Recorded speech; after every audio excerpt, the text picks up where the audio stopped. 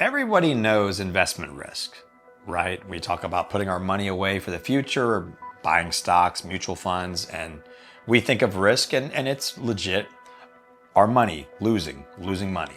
Market going down and the next statement we get, or we go online and oh man, I'm down 10%, I'm down 20%. Bear markets, corrections, we think of that as risk. But there's another risk out there, and it's more pernicious, and it's one that we often get wrong, and if we get that wrong, it can cost us a lot of money. Let's talk about that.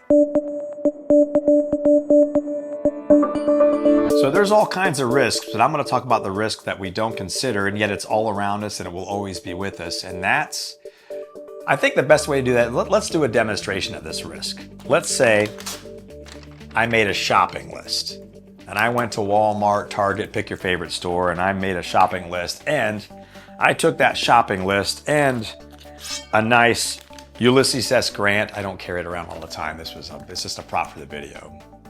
We'll roll around with this. But we take this Ulysses S. Grant and we take our shopping list to our favorite store and we buy what we can buy. And we take that list and that $50 and let's say we stick that in an envelope, or let's say we take the receipt, because then that would imply that we stole the goods. We didn't steal the goods. But we take that list and our receipt that we bought and we tuck it away. We put it in a drawer and we pull open that drawer 20 years later and we take that list of items that we bought 20 years ago and we get another Ulysses S. Grant and we walk on down to Walmart and we go, well, I'm gonna go in and buy these things. How many things could you buy on that list with that $50 now? You probably won't get halfway through the list. You're definitely gonna need more than one Ulysses, maybe 2 or 3. And folks, that is the real risk.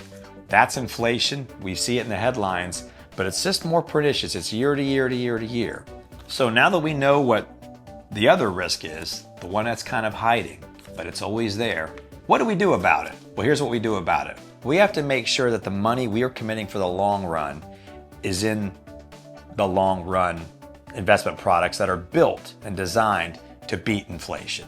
Not guaranteed, mind you, disclosure, but history has shown they have the propensity to beat inflation. Mutual funds, ETFs, things that invest in the stock market. And remember, the stock market, it's a group of companies that are making products and services.